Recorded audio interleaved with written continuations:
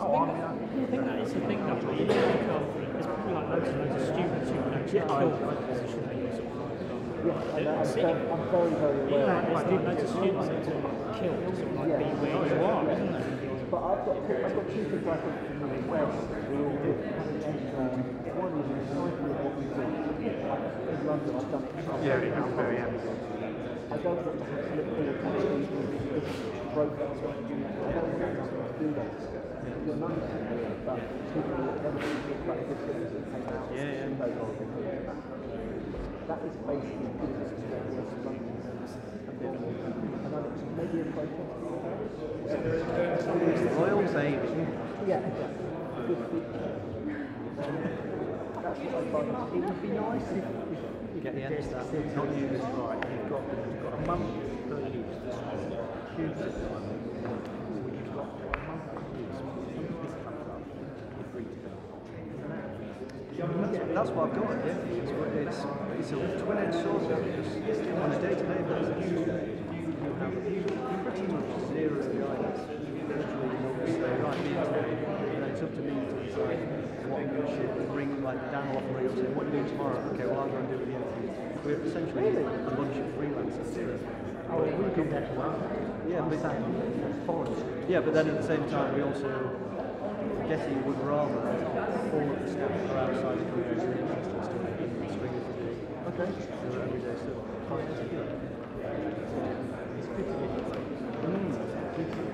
You need a fresh one. You need at least one foreign certainly every 6 months, but maybe every like 4 months to make yourself.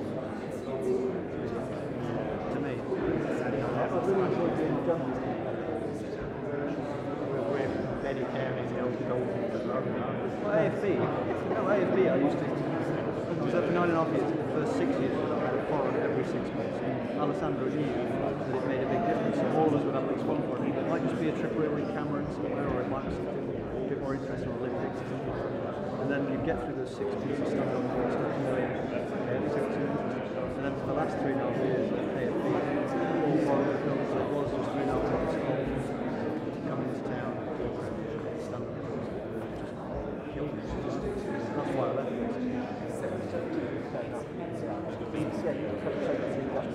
Yeah, that's entirely right.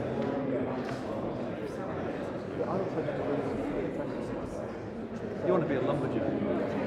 I never. Damn it, I'm trying to keep it secret, mate. I'm trying to keep it.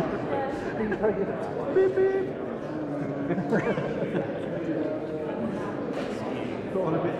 Exactly. Wife's name on the front. Wife's name on the painted on the side. You actually changed it.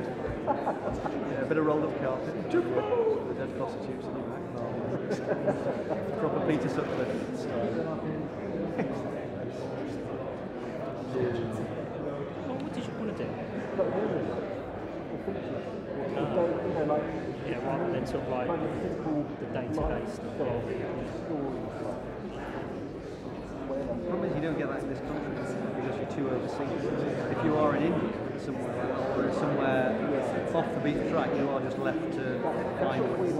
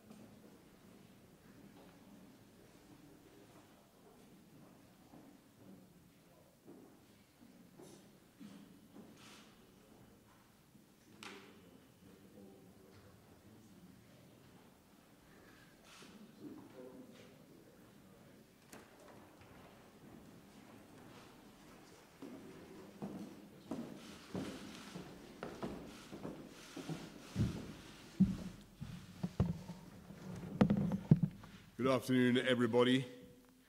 I'm delighted to welcome Secretary Tillerson to London. We've had an excellent series of meetings, including, of course, about the appalling damage wrought by Hurricane Irma.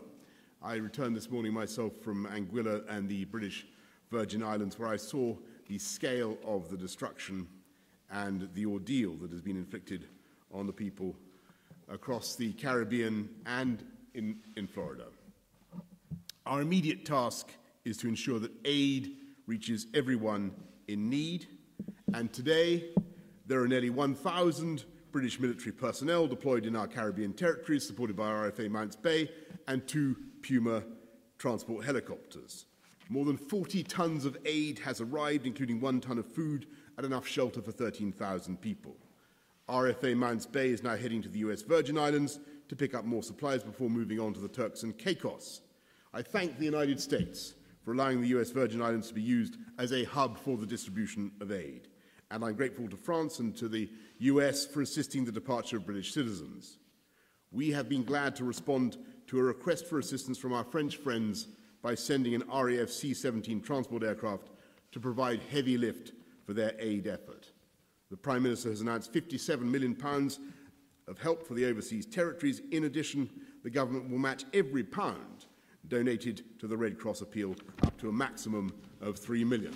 Later today, I'm going to chair COBRA to check on the progress of our response. The Minister for the Commonwealth, Lord Ahmed, is arriving in the Turks and Caicos tonight to assess the situation on that British territory. Once the emergency phase is over, the overriding need will be for long-term reconstruction to get our Caribbean territories back on their feet. And in that effort, Britain, France, the US and the Netherlands will be working side by side. I've also today chaired a meeting on Libya with Secretary Tillerson and our colleagues from Italy, Egypt, the United Arab Emirates and France. Libya is a front line in our common struggle against terrorism and illegal migration, and we all share a vital interest in that country's stability. Our shared goal is to break the political deadlock and rally behind the United Nations envoy, Hassan Salameh, as he seeks to bring all sides together. Our friends in North Africa share the same interest in a peaceful Libya, and that prize is wholly achievable. We now have a new opportunity to make progress by helping the Libyan people to reach a political settlement based on compromise and consensus. Finally, we discussed the grave situation in East Asia, where North Korea has defied the world by testing a nuclear device and launching ballistic missiles. On Monday, the Security Council unanimously adopted UN Resolution 2375, including the toughest sanctions imposed on any country in the 21st century. Today, we discussed how best to enforce those measures with the aim of maximizing the pressure on North Korea to reach a diplomatic solution. We resolved to continue to work together and with important partners who can influence North Korea, including China, with the aim of securing the complete and irreversible denuclearization of the Korean Peninsula. On all these issues and more, I'm delighted again to work alongside Rex, Secretary Tillerson, demonstrating once again the strength of the alliance between our 2 countries. Rex, it's great to have you in London. Thanks for all your time. Over to you. Well, thank you so much, Foreign Secretary Johnson. And again, it's always an honor and a pleasure to be here in the United Kingdom and to work with such close and committed allies to find solutions to some of the most complex issues in the world, not the least of which is North Korea and Libya. I do want to thank Foreign Secretary Johnson for his kind words to the American people, particularly in the aftermath of Hurricane Harvey and now Hurricane Irma. Many Americans, as you know, continue to suffer in recovery and have a long way to go to rebuild their homes and their lives. Americans, though, do have a reliable friend in the British people, and the British have a reliable friend in the United States. And I think that was clearly demonstrated in the response to the effects of Irma throughout the Caribbean on British territories, American territories, and French territories. The cooperation through that event has been extraordinary. I think all of us set down our own concerns and said, what can we do to help each other's citizens? And we are very thankful for that. We're also committed to take that same spirit into the aftermath and how can we work together and coordinate now to complete the recovery and begin the long, long process of reconstruction in a way that I think is beneficial to everyone. I do quickly want to recognize and congratulate the United States as new ambassador to the United Kingdom, Woody Johnson. He has arrived here 18 days ago. I think it ensures that our special relationship will remain in good hands.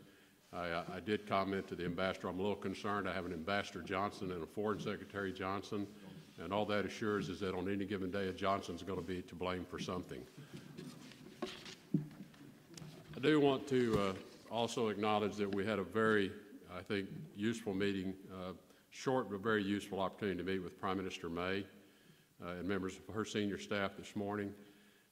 We discussed a number of areas of mutual interest. I expressed my appreciation to the Prime Minister for the very strong support and resolve of the United Kingdom, both as an important member of the UN Security Council, but also in the public statements and actions to send a very strong message to North Korea and the regime in North Korea that their efforts to advance their nuclear weapons programs and the threatening posture that they have taken is not acceptable to any member of the international community, and that support is very important in our efforts to bring that to a resolution.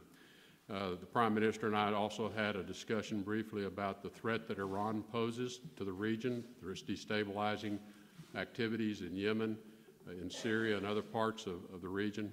And we discussed our shared interest to find a solution to the conflict in Syria once the war against ISIS, the defeat of ISIS, is concluded. And again, we continue to welcome the opportunity to work closely with our counterparts in the United Kingdom. While Brexit does present unique challenges to the British people, please know that you have a steadfast ally in the United States, and we will stand by our ally as Brexit continues to take shape. And we look forward to continuing this long relationship. As indicated, Foreign Secretary Johnson and I also had the opportunity to delve into a number of detailed topics of mutual concern. As I said, we're very thankful for the UK's leadership, and the Foreign Secretary in particular has been stellar in terms of supporting our efforts on North Korea, from sanctions to also implementing those sanctions, finding ways to de-escalate the violence in Syria, and we express our deep gratitude to the United Kingdom for their very generous contributions towards humanitarian assistance to the long-suffering Syrian people as we continue to liberate areas that have suffered under the oppression of ISIS. Along with the representatives from France, we had a very substantial meeting to discuss how to increase that diplomatic and economic pressure on the DPRK, and also how we can work together to relay messages to the regime in North Korea that you need to stand down your program and engage in a dialogue to find a way to a peaceful resolution. Foreign Secretary Johnson and I also had very productive discussions, as he indicated, with the French, Italian, Emirati, and Egyptian colleagues, as well as the UN Special Representative for Secretary General Hassan Salameh on the way forward on Libya. Again, an issue that's important to the United States to create stability, reconciliation, and restore Libya under a functioning government. What we don't want to see happen is Libya become a place to birth additional terrorist organizations or provide opportunities for ISIS to reemerge in a different part of the world. So we are all committed to helping the Libyans find the Libyan solution that will lead to their future. I think as Special Representative Salameh works with the Libyans to advance the political reconciliation, it's important that he know that he has the full support of the United States. We think it is time to focus the mediation efforts in one location at the UN under his leadership, and I think we had very strong unity among the group that met today to support the Special Representatives in his efforts. We will meet again with the UN Secretary General Guterres to consider these issues in New York next week on the margins of the UN General Assembly meeting. Once again, I want to thank Prime Minister May, Foreign Secretary Johnson for their most gracious welcome, for a series of very, very productive meetings today on a host of important topics, some of which we've touched on with you, but most importantly for their commitment to action in the achievement of our common goals. So, Foreign Secretary, thank you again. Thank you, Rex. Thank you very much. We're going to take a couple of questions. James Landau from the BBC. James Landell, BBC. First of all, Foreign Secretary, on aid, do you believe that the government should be able to use its aid budget to help people in need in the Caribbean? And if so, what are you going to do about it? Secondly, on Libya, do you actually think that elections next year are feasible? And when do you think they should be held? Thirdly, on Burma, you said last weekend that Aung San Suu Kyi was, and I quote, one of the most inspiring figures of our age. Do you regret saying that now? And has your view changed as a result of the events of this week? And Secretary of State, if I could ask you on Iran, what actually is the position of the United States today on the Iran nuclear deal? Are you going to continue to waiver the sanctions? Do you continue to believe that Iran is fulfilling its obligations of that deal? And secondly, what is your view on what is taking place in Myanmar and Bangladesh and the behavior of Aung San Suu Kyi? Let me go first, Rex. Well, on your first question, James, I think anybody who's seen, I don't know if anybody's seen the effects of a hurricane, but it's absolutely catastrophic, awe-inspiring. I mean, I've never seen anything like it. It's like the destruction that you see in images from the First World War.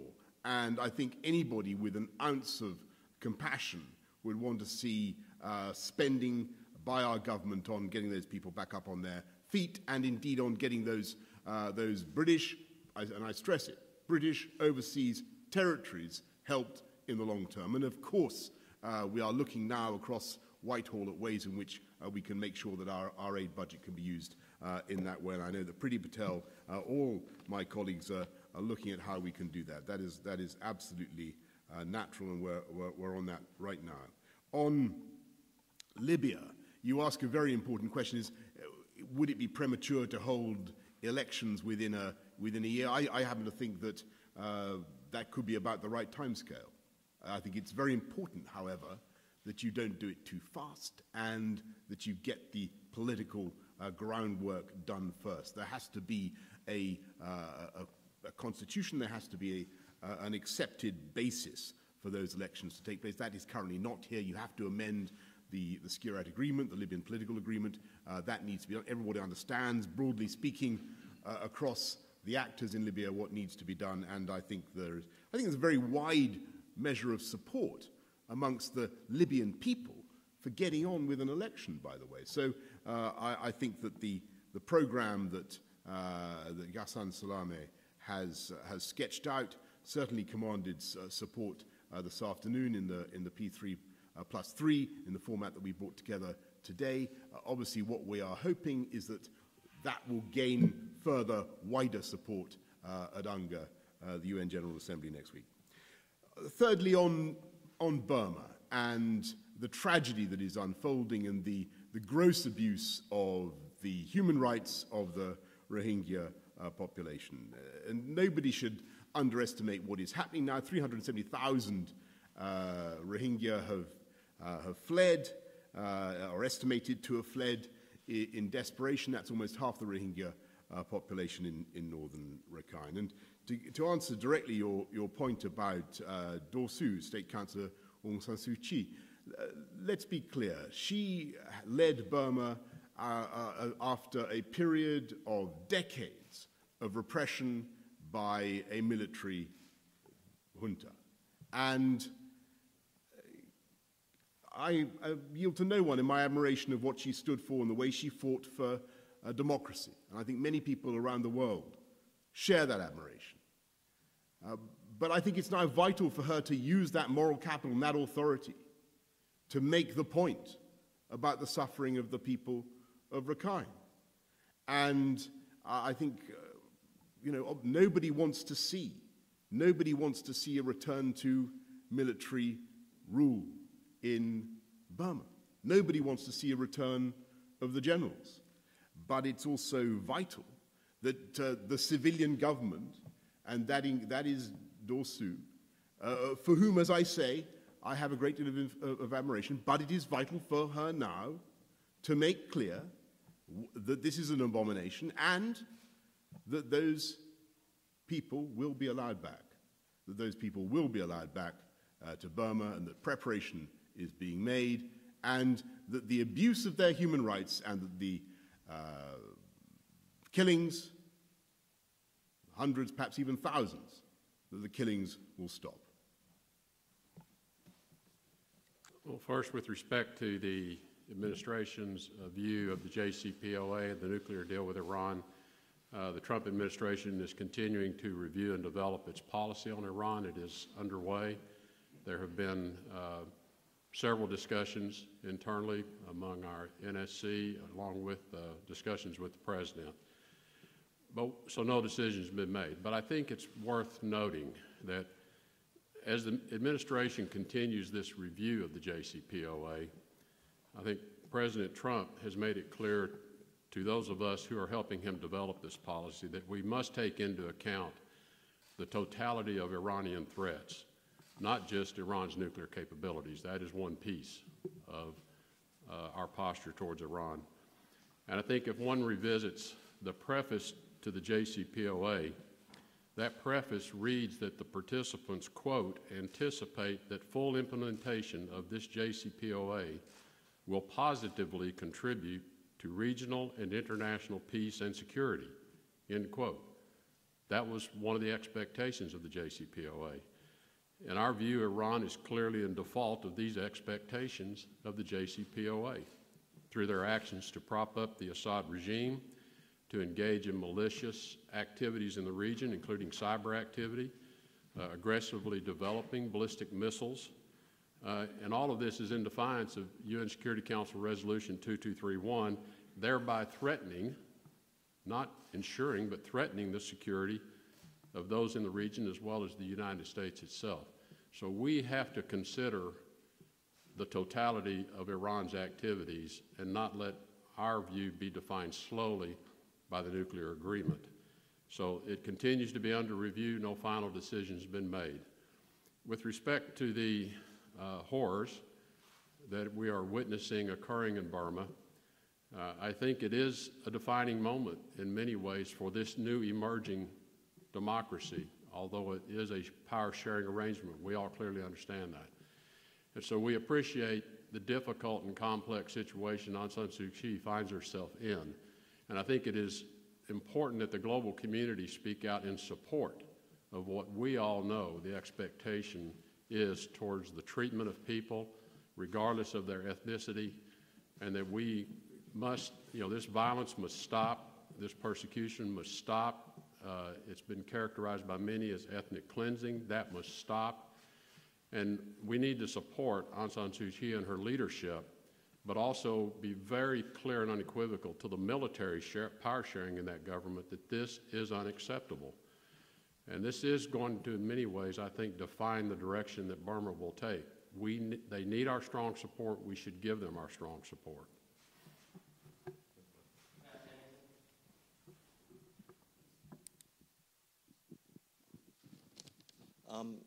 Secretary Tillerson, on North Korea, President Trump described the UN Security Council resolution that was passed this week as a small step. Do you concur with that assessment? And do you still seek a full oil embargo against North Korea? And do you think China would ever agree to that? And Secretary Johnson, on Iran, the French have signaled a willingness to supplement the nuclear deal to extend sunset provisions.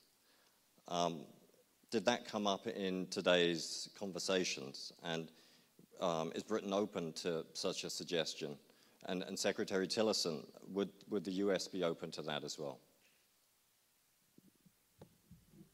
With respect to the UN Security Council resolution and the President's view that it was a small step, I share that view. We had hoped for a much stronger resolution from the Security Council. Having said that, I think it did accomplish a couple of things. One, a complete prohibition on textiles, which does represent somewhere between $700 and $800 million of export revenue to the regime. And I think importantly, the successful conclusion of yet another unanimous UN Security Council resolution in and of itself, I think does continue to send a consistent message to the regime in North Korea, and importantly to those who continue to enable North Korea's activities, that the international community does have a common view on the seriousness of North Korea's proliferation program and the development of their weapons, their nuclear weapons. I think it's clear that with respect to oil and a complete embargo on oil from the UN Security Council, that's going to be very difficult. In effect, that is directed at China alone, because China supplies essentially all of North Korea's oil.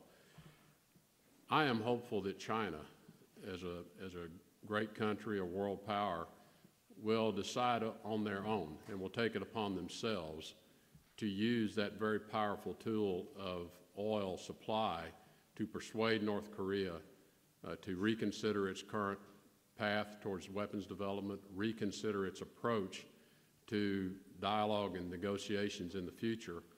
That is a very powerful tool. It has been used in the past, and we hope China will not reject that or discard that as a very powerful tool that they alone really have the ability to assert.